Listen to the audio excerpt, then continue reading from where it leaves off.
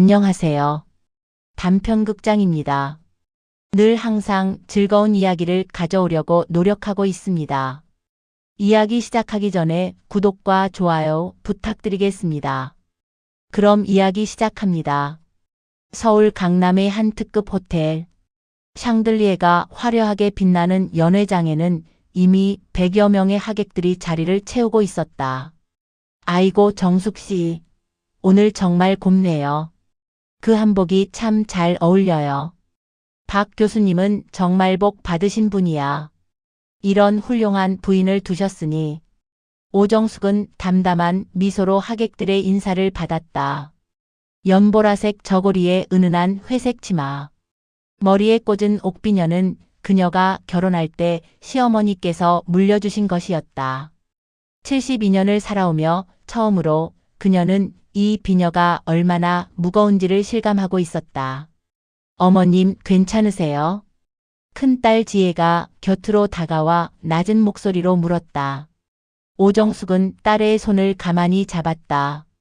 차갑고 마른 손이었다. 평생을 가사노동으로 거칠어진 그러나 여전히 단단한 손. 괜찮아. 오늘이 마지막이니까. 지혜는 어머니의 눈을 들여다보았다. 그 깊은 눈동자 속에서 50년 세월의 무게와 오늘 있을 일에 대한 조용한 결의를 읽을 수 있었다. 연회장 한쪽에서는 박진태 교수가 제자들에게 둘러싸여 호탕하게 웃고 있었다. 흰 머리가 성성한 75세의 노 교수는 여전히 꼿꼿한 자세와 권위 있는 목소리로 좌중을 압도했다. 교수님, 정년 퇴임 후에도 여전히 정정하십니다. 금혼식이라니 정말 부러운 금실입니다. 사모님과의 사랑 이야기를 책으로 내셔도 되겠습니다. 하하. 박진태는 만족스러운 표정으로 고개를 끄덕였다. 그의 눈에는 자부심이 가득했다. 명문대 교수로 정년 퇴임, 수많은 제자들의 존경, 50년을 함께한 아내, 그리고 오늘 이 화려한 금혼식. 그의 인생은 완벽한 성공 그 자체였다. 여러분 잠시만요. 곧 행사가 시작됩니다. 사회자의 안내에 따라 하객들이 자리에 앉기 시작했다. 오정숙은 남편 옆에 나란히 섰다. 박진태가 그녀의 어깨를 가볍게 두드렸다. 여보, 오늘 고생 많았어. 이렇게 많은 사람들이 와줬네. 오정숙은 고개를 끄덕였다. 그리고 작게, 아주 작게 중얼거렸다. 그래요. 모두 와줘서 참 다행이에요. 시간은 3년 전으로 거슬러 올라간다. 2021년 늦가을, 오정숙은 남편의 서재를 정리하고 있었다.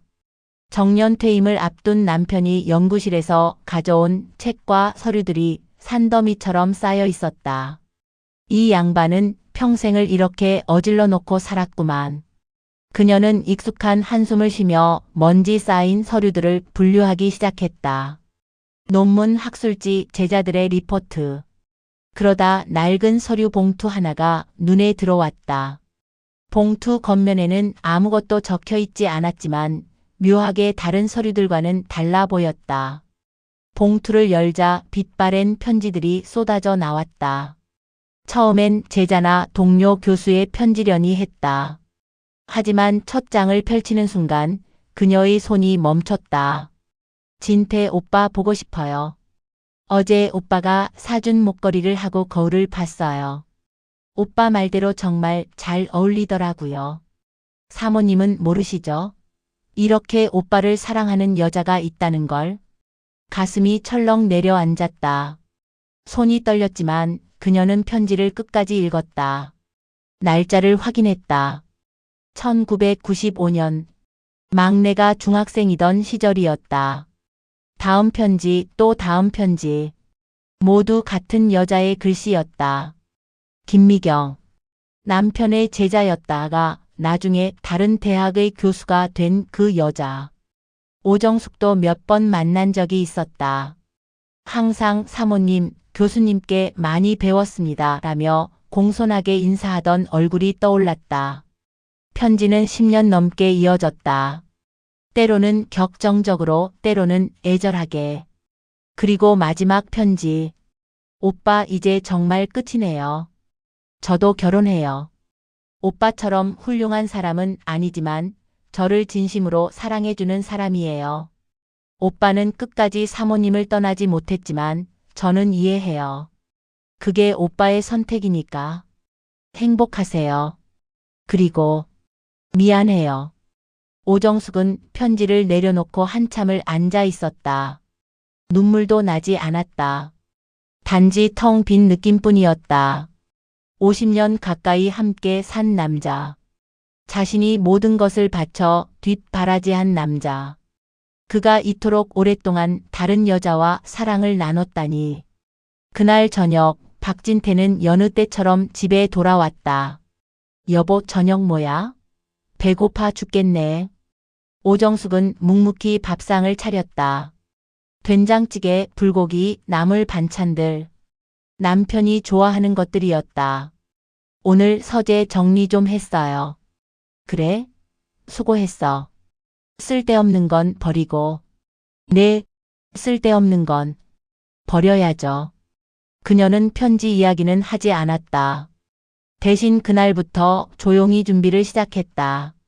3년 뒤에 있을 금혼식을 위해서. 금혼식 연회장. 축사 시간이 되었다. 첫 번째는 박진태 교수의 수제자인 정 교수였다. 이미 머리가 희끗한 중년의 교수는 감격에 찬 목소리로 말했다. 존경하는 박진태 교수님, 그리고 오정숙 사모님. 오늘 이 자리에 서게 되어 영광입니다. 교수님은 저희에게 단순히 학문만 가르치신 것이 아니라 한 인간으로서 어떻게 살아야 하는지를 보여주셨습니다. 박수 소리가 울려 퍼졌다. 정 교수는 계속했다. 특히 사모님의 내조 없이는 교수님의 업적도 불가능했을 겁니다. 가난한 시절 사모님께서는 부업을 하시면서까지 교수님의 연구를 뒷받침하셨다고 들었습니다. 그야말로 현모양처의 귀감이십니다. 오정숙은 미소를 지었다. 그래, 부업. 남편이 박사 과정일 때 그녀는 동대문 시장에서 옷을 떼다가 팔았었다. 새벽 4시에 일어나 시장에 가고 돌아와서는 아이들 밥을 챙기고 저녁엔 남편의 논문을 타이핑해 주었다. 그 시절 남편은 여보 고마워. 내가 교수 되면 호강시켜줄게 라고 했었다. 두 번째 축사자가 나섰다. 대학 동기라는 노신사였다. 진태와 저는 대학 시절부터 친구였습니다. 그때 진태는 캠퍼스의 인기남이었죠.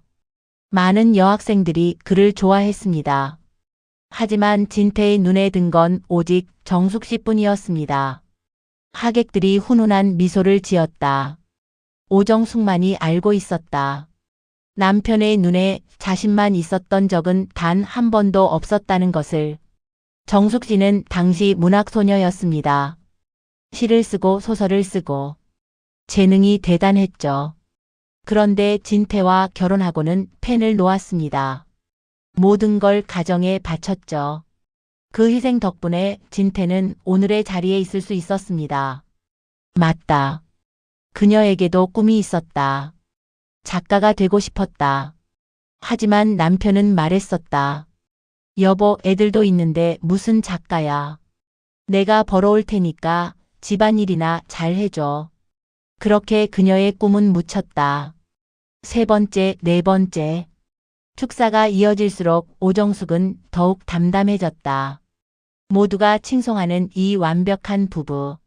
하지만 그 이면의 진실을 아는 사람은 아무도 없었다. 이제 박진태 교수님께서 한 말씀 해주시겠습니다.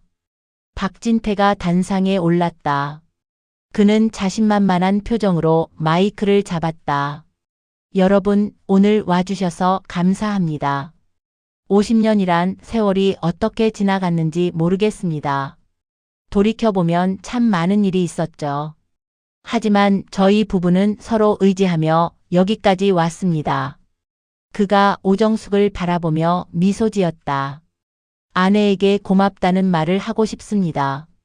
내가 밤늦게 들어와도 학회다 뭐다 집을 비워도 한 번도 불평하지 않고 묵묵히 내조해준 아내. 당신이 있어서 내가 있습니다. 박수가 쏟아졌다. 몇몇 하객들은 감동한 듯 눈시울을 붉혔다. 박진태는 목소리를 높였다. 앞으로도 우리 부부는 변함없이 죽는 날까지 서로를 아끼며 살 것입니다. 이것이 제 약속입니다. 올해와 같은 박수. 박진태는 득이만만한 표정으로 단상을 내려왔다. 사회자가 마이크를 잡았다. 이제 오정숙 여사님의 답사를 듣겠습니다.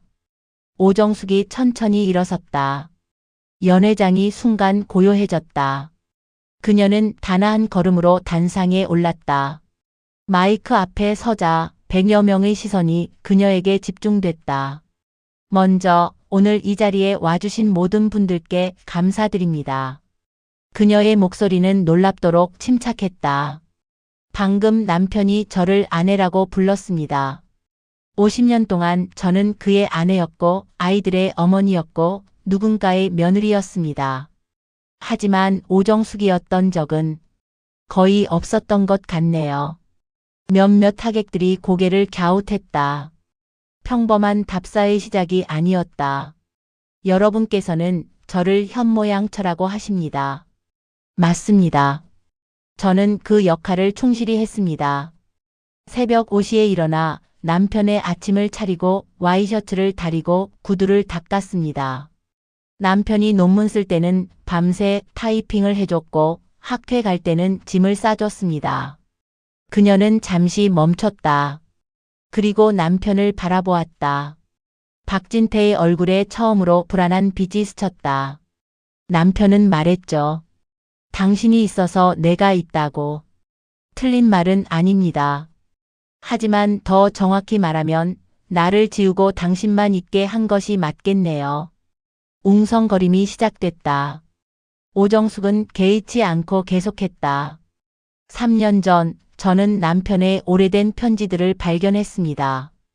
박진태의 얼굴이 하얗게 질렸다. 김미경 교수님 아시죠? 남편의 자랑스러운 수제자.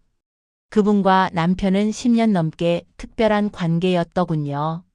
제가 아이들 키우느라 정신없을 때, 제가 시부모님 병수발하느라 지쳐있을 때 남편은 다른 여자와 사랑을 속삭였습니다. 연회장이 술렁였다. 몇몇 하객들은 충격에 입을 벌렸고 어떤 이들은 불편한 듯 자리에서 일어서려 했다. 잠깐 여보. 이게 무슨. 박진태가 벌떡 일어섰지만 오정숙은 손을 들어 그를 제지했다. 끝까지 들으세요. 50년 만에 하는 제 이야기니까요. 그녀의 목소리에는 권위가 있었다. 평생 순종적이기만 했던 그녀에게서 나올 수 없을 것 같은 힘이었다. 저는 그때 깨달았습니다. 제가 지켜온 것이 무엇인지. 텅 빈 껍데기였다는 것을. 하지만 이혼하지 않았습니다. 아이들 때문도 있었지만 더 큰 이유가 있었죠. 그녀는 한복 저고리의 옥비녀를 빼들었다. 이 비녀는 시어머니께서 주신 겁니다. 우리 집안의 며느리가 되었으니 품위를 지키라고 하셨죠. 50년 동안 저는 이 무거운 비녀와 함께 살았습니다. 남의 집 귀신이 되어서. 오정숙은 비녀를 단상 위에 내려놓았다. 하지만 오늘로 끝입니다.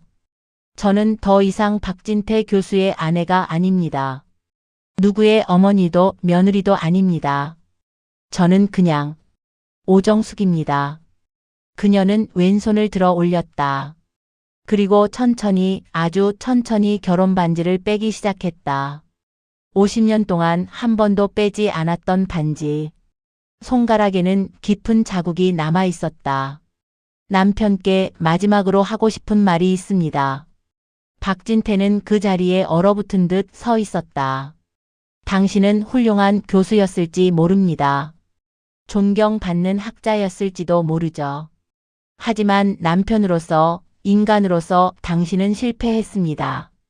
당신이 자랑스러워하는 모든 것들, 그것은 당신 혼자 이룬 게 아니라 수많은 사람들의 희생 위에 쌓은 모래성입니다.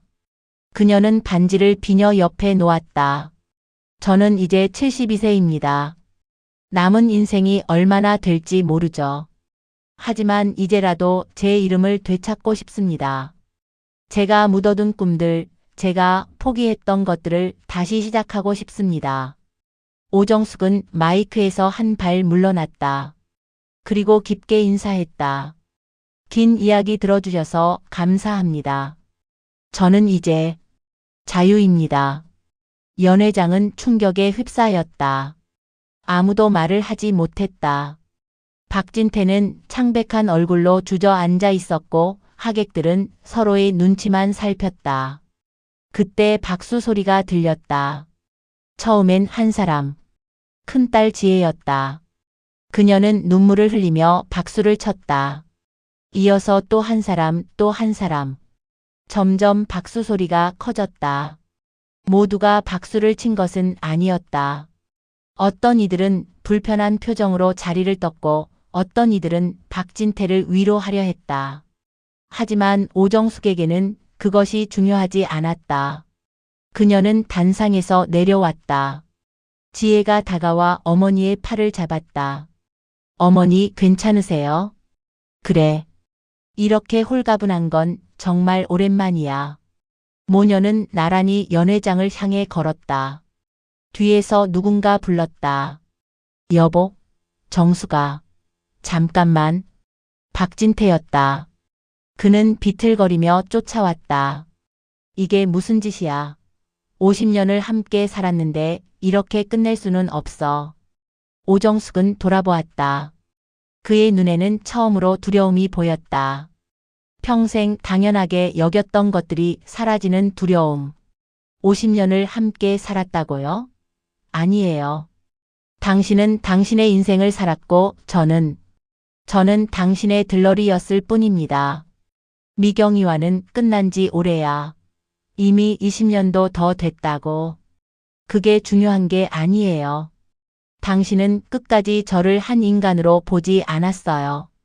그저 당신을 빛내주는 장식품으로만 여겼죠. 박진태는 말문이 막혔다. 50년 동안 한 번도 들어본 적 없는 아내의 목소리였다. 저는 이제 제 길을 가겠습니다. 당신도 이제 혼자 사는 법을 배우세요. 처음으로 자기 양말이 어디 있는지, 와이셔츠는 어떻게 다리는지 배워보세요. 오정숙은 마지막으로 한번 남편을 바라보았다. 불쌍하다는 생각이 들었다. 평생을 타인의 희생 위에 살아온 남자. 이제 혼자 남겨진 그는 얼마나 초라한가. 안녕히 계세요. 그 인사를 끝으로 오정숙은 돌아섰다. 다시는 뒤를 돌아보지 않았다. 호텔을 나선 오정숙과 지혜는 한강이 보이는 벤치에 앉았다. 11월에 찬 바람이 불었지만 오정숙은 춥지 않았다. 어머니 정말 괜찮으세요? 아버지가. 아마 집에 있는 물건들 다 빼돌리실 텐데. 괜찮아. 중요한 건 이미 다 정리했어. 실제로 오정숙은 3년 동안 차근차근 준비해왔다. 자신 명의의 통장을 만들고 작은 원룸도 구해놓았다. 무엇보다 가장 중요한 것, 자신의 정체성을 되찾을 준비를 마쳤다. 엄마, 실은 저도 알고 있었어요. 아빠가 그런 분이란 걸. 지혜의 고백에 오정숙은 놀라지 않았다. 중학생 때였나. 아빠 구두에서 립스틱 자국을 본 적이 있어요. 그때부터 눈치챘죠. 엄마가 얼마나 힘드셨을지. 그런데도 저희를 위해 참으신 거 알아요. 미안해. 너희들에게는 좋은 아빠였는데. 좋은 아빠요? 글쎄요. 그저 권위적인 가장이었죠. 진짜 좋은 아빠는 엄마를 존중하는 사람이어야 하는데. 모녀는 한참을 말없이 앉아 있었다. 한강에는 유람선이 지나가고 젊은 연인들이 손잡고 걸었다. 평범한 일상의 풍경들. 엄마, 이제 뭐 하실 거예요? 오정숙은 미소 지었다. 3년 동안 준비한 또 하나의 비밀이 있었다. 글을 쓸 거야. 글이요? 응. 대학 때 문학을 전공했다고 했지? 사실 그 후로도 계속 써왔어. 남몰래. 새벽에 모두가 잠든 시간에 부엌 한 구석에서 그녀는 가방에서 낡은 노트를 꺼냈다. 빼곡히 적힌 글씨들.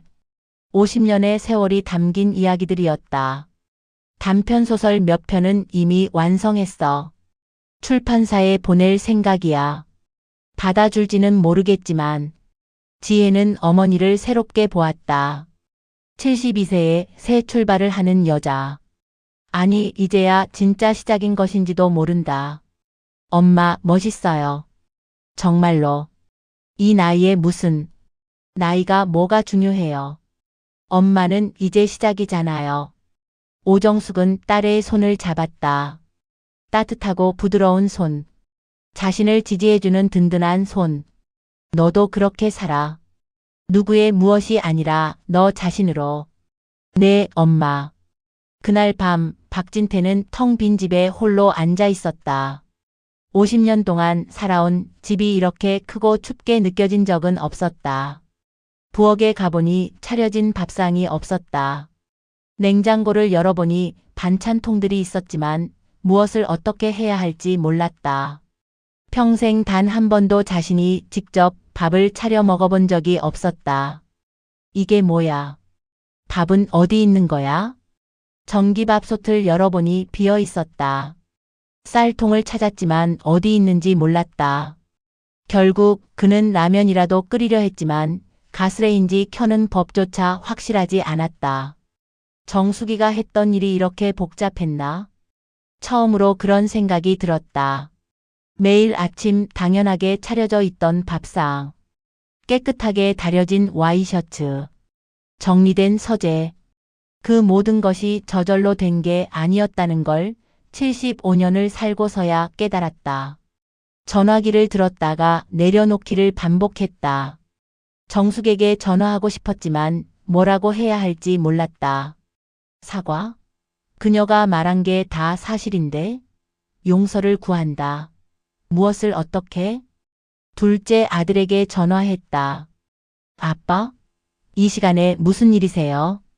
저녁을 못 먹었다. 엄마는요? 엄마는 나갔다. 나갔다고요?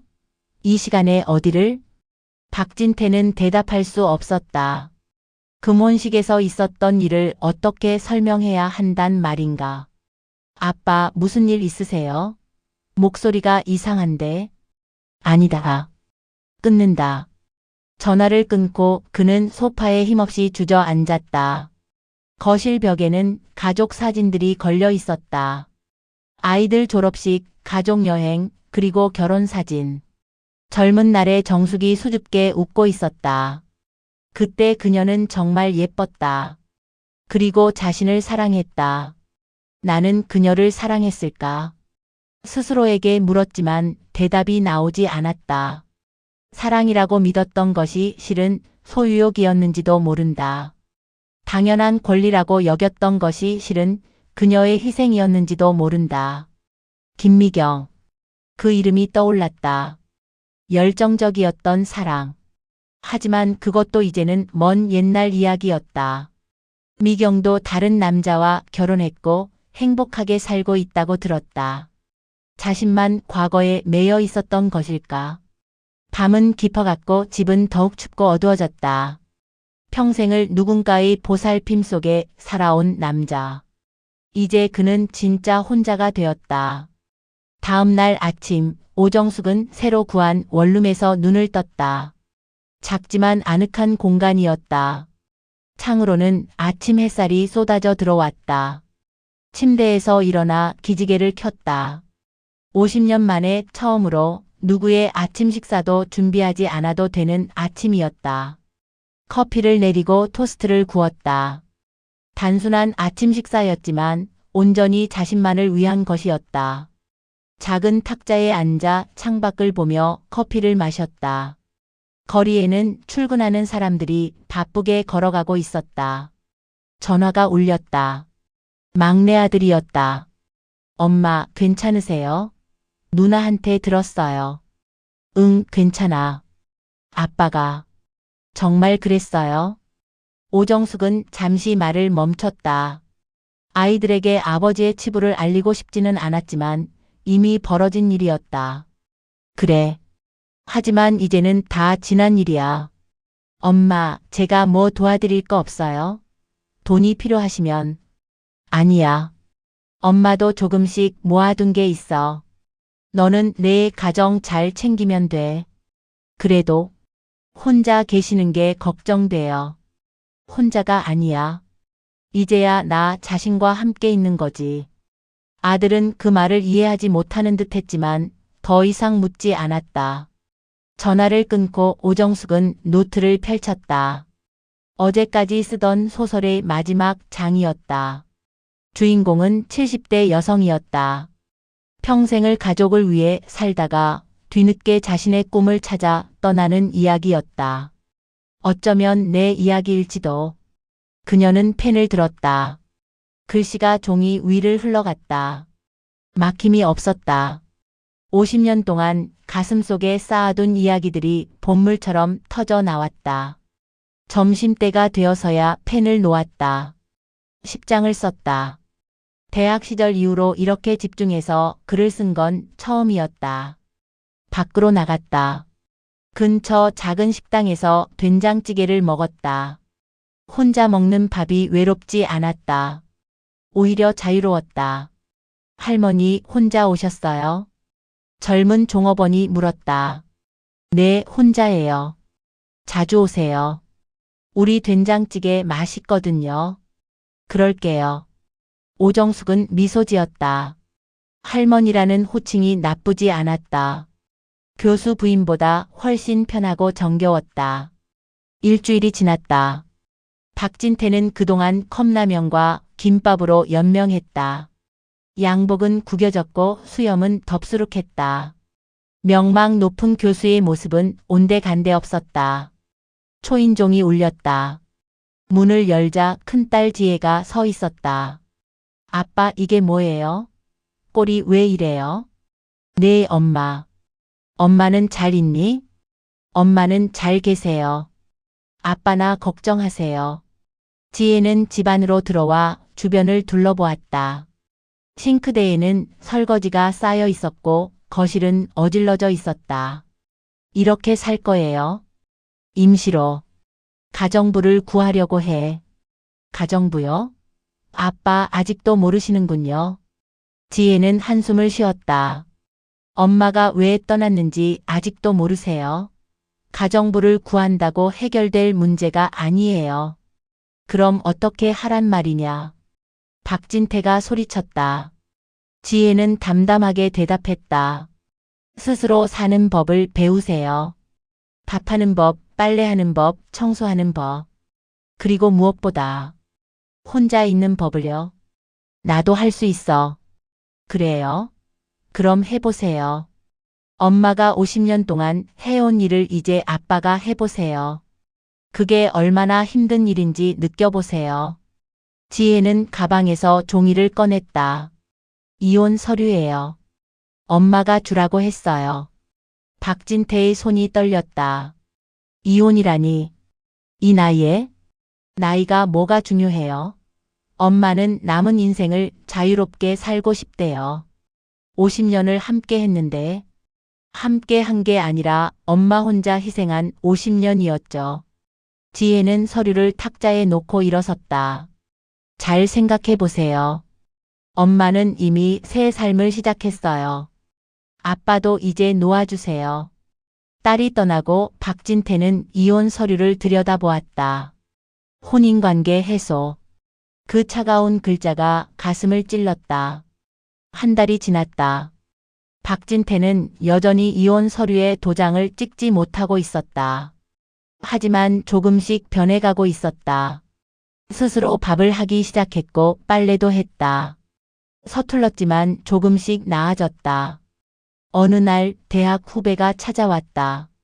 선배님, 안색이 안 좋으시네요. 뭐, 좀 그래. 사모님은 안 계신가요? 박진태는 대답하지 못했다. 후배는 눈치를 챘다. 혹시 별거 중이신가요? 비슷한 거지. 후배는 조심스럽게 말했다. 실은 저희 부부도 위기가 있었어요. 제가 너무 일만 하고 아내를 당연하게 여겼거든요. 거의 이혼할 뻔했죠. 그래서 상담을 받았어요. 그리고 깨달았죠. 아내는 내 소유물이 아니라 독립된 한 인간이라는 걸. 그걸 인정하니까 관계가 회복되더라고요. 박진태는 쓴 웃음을 지었다. 너무 늦은 것 같아. 늦었다고 생각할 때가 가장 빠른 때라고 하잖아요.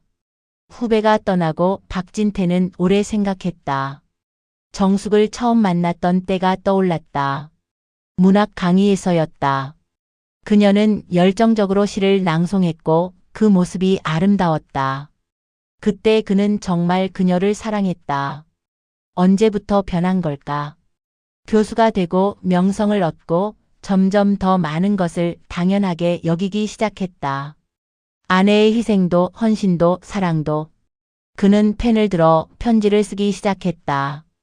정숙에게 당신이 떠난 지 한 달이 되었소. 처음엔 화가 났지만 이제는 조금 이해가 돼요. 내가 얼마나 이기적이었는지, 얼마나 당신을 무시했는지. 김미경과의 일은 변명의 여지가 없어. 그때 나는 젊음을 붙잡고 싶었고 스스로를 특별하다고 착각했어.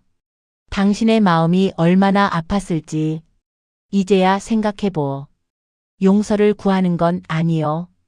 그럴 자격도 없고 다만 알아주었으면 해요. 내가 바보였다는 것을, 그리고 미안하다는 것을. 당신의 새로운 삶을 응원하오. 이혼 서류에 도장을 찍겠어. 당신은 자유로울 자격이 있으니까. 박진태. 편지를 봉투에 넣고 그는 이혼 서류에 도장을 찍었다. 붉은 인주가 종이에 선명하게 찍혔다. 50년 결혼 생활의 끝이었다. 오정숙은 카페에서 편지를 읽었다. 박진태의 편지였다.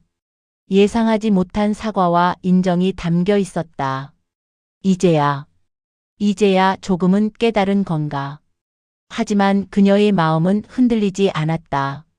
용서는 할 수 있을지 몰라도 돌아갈 수는 없었다. 이미 너무 멀리 와버렸다. 오정숙 선생님? 누군가 불렀다. 돌아보니 젊은 여성이 서 있었다. 저 한빛출판사 편집자 김수진입니다. 보내주신 원고 때문에 연락드렸었는데. 아, 네, 김 편집자님. 두 사람은 마주 앉았다. 김수진은 서류를 꺼냈다. 선생님 소설을 정말 감명 깊게 읽었습니다.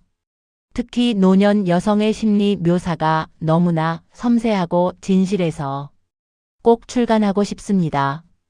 오정숙의 가슴이 뛰었다. 50년 만에 듣는 인정이었다. 정말인가요? 네, 단편집으로 내고 싶은데 작품이 몇 편 더 있으신가요? 집에 노트가 여러 권 있어요. 50년 동안 쓴 거예요. 김수진의 눈이 빛났다.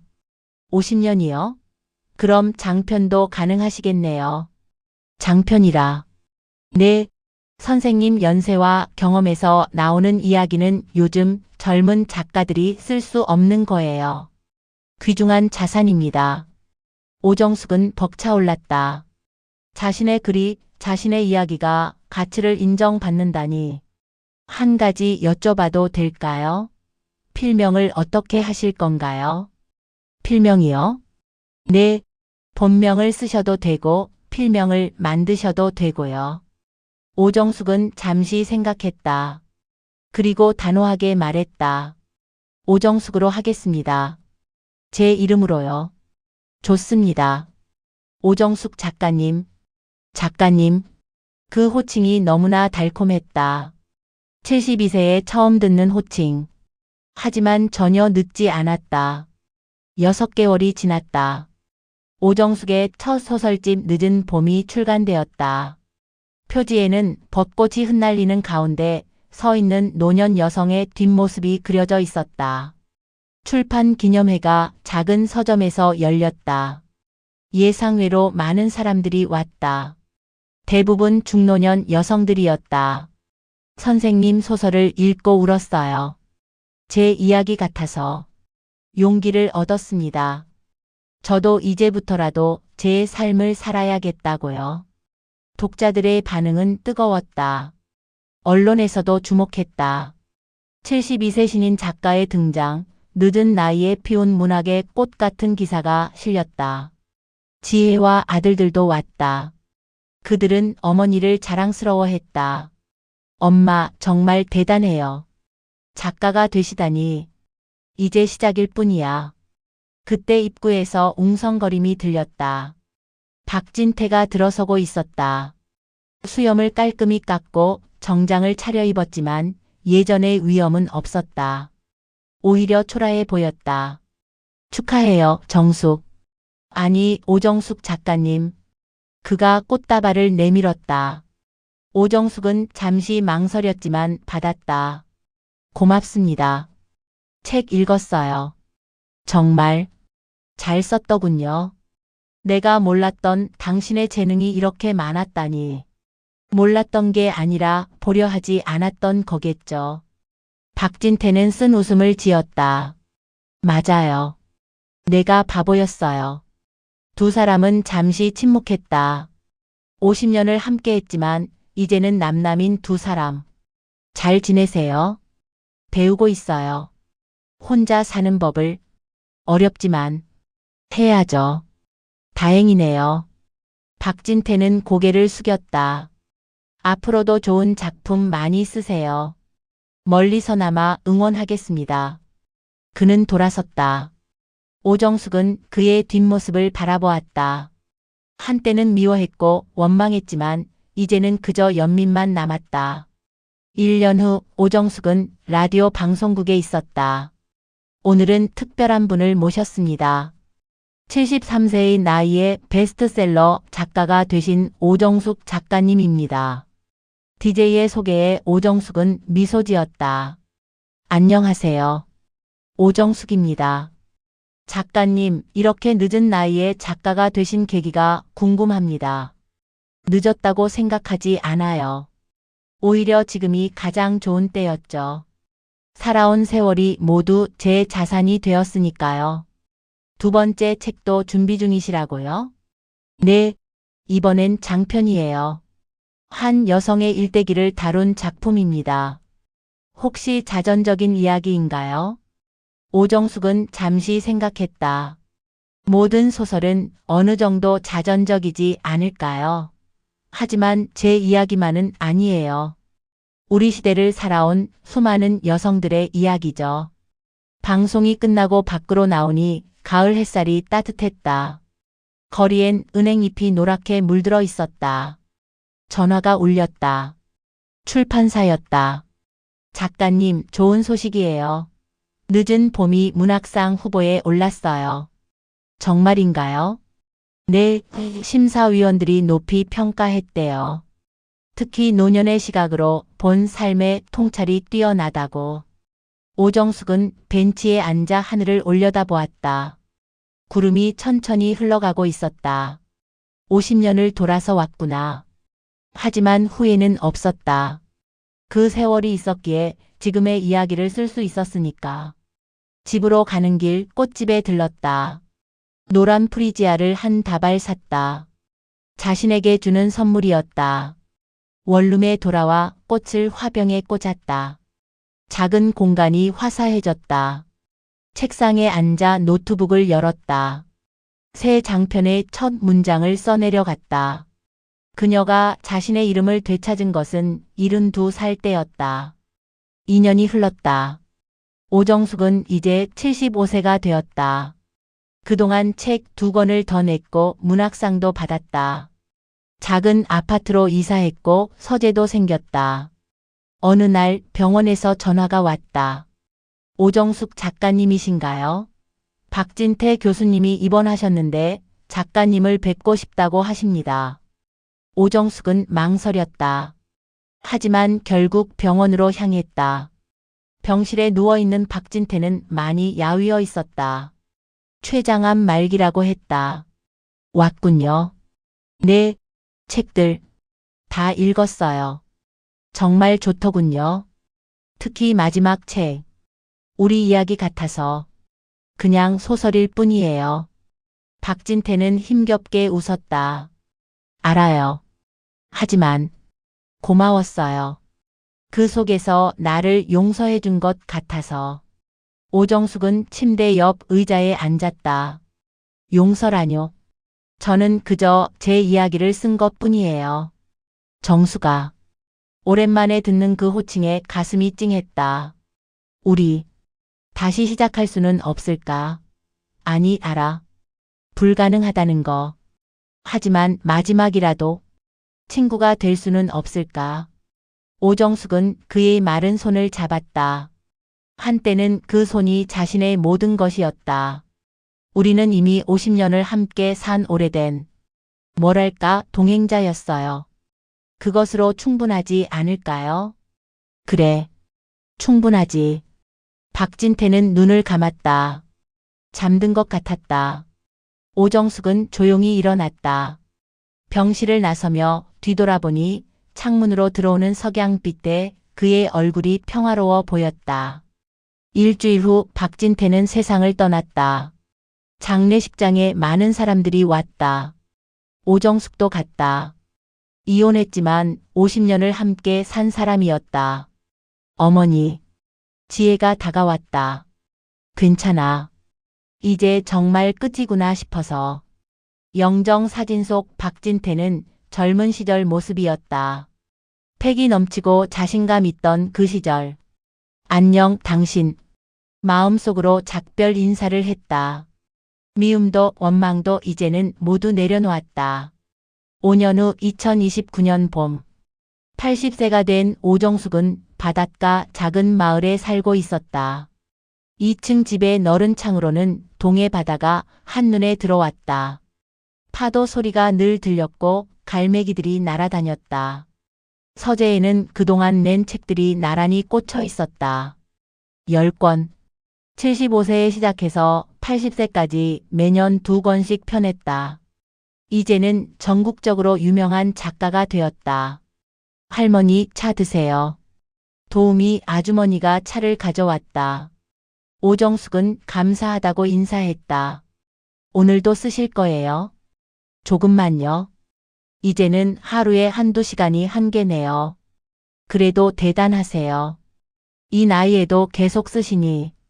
창밖을 보니 해가 기울고 있었다. 노을이 바다를 붉게 물들였다.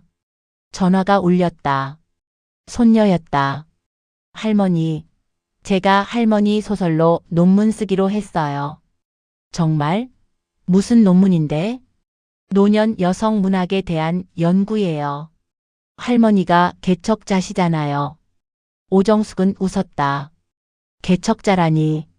그저 하고 싶은 이야기를 했을 뿐인데. 열심히 해라. 기대할게. 네, 이번 주말에 뵈러 갈게요. 전화를 끊고 오정숙은 일기장을 펼쳤다. 매일 쓰는 습관은 여전했다. 2029년 4월 15일. 오늘로 박진태가 떠난 지 5년이 되었다. 가끔 그가 꿈에 나타난다. 젊은 시절 모습으로 나에게 시집을 읽어달라고 한다. 꿈에서 나는 읽어준다. 내가 쓴 시들을. 지혜가 어제 전화했다. 손자가 결혼한단다. 축하한다고 했지만 가지는 않을 것이다.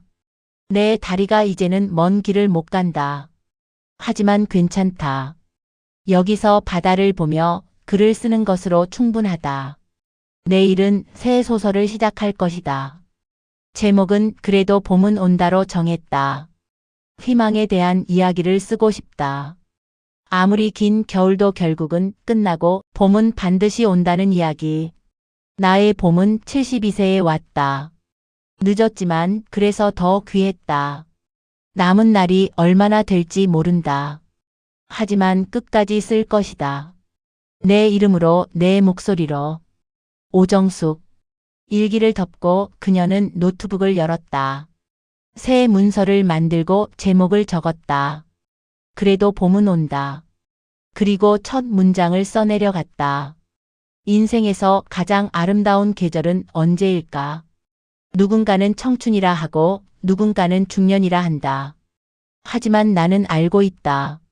가장 아름다운 계절은 자기 자신을 찾은 그 순간이라는 것을. 창밖에서 파도 소리가 들렸다. 갈매기가 울었다. 저녁 햇살이 서재를 황금빛으로 물들였다. 오정숙은 미소 지으며 다음 문장을 이어갔다. 그녀의 이야기는 계속되고 있었다. 끝. 작가의 말. 이 이야기를 쓰면서 저는 우리 시대의 수많은 어머니들을 떠올렸습니다. 자신의 이름을 지우고 누군가의 아내로, 어머니로만 불리며 살아온 분들. 재능과 꿈이 있었지만 가족을 위해 모든 것을 포기한 분들. 그리고 이제야 뒤늦게 자신을 되찾으려 애쓰는 분들. 오정숙이라는 인물은 허구이지만 그녀의 이야기는 진실입니다. 우리 곁에는 수많은 오정숙들이 있습니다. 혹시 이 글을 읽으시는 분 중에 너무 늦었다고 생각하시는 분이 계신다면 말씀드리고 싶습니다. 늦은 때란 없습니다. 지금이 가장 빠른 때입니다. 72세의 작가가 된 오정숙처럼 당신도 할 수 있습니다. 당신의 이름을 되찾고 당신의 꿈을 다시 꿀 수 있습니다. 봄은 반드시 옵니다. 당신의 봄을 기다립니다.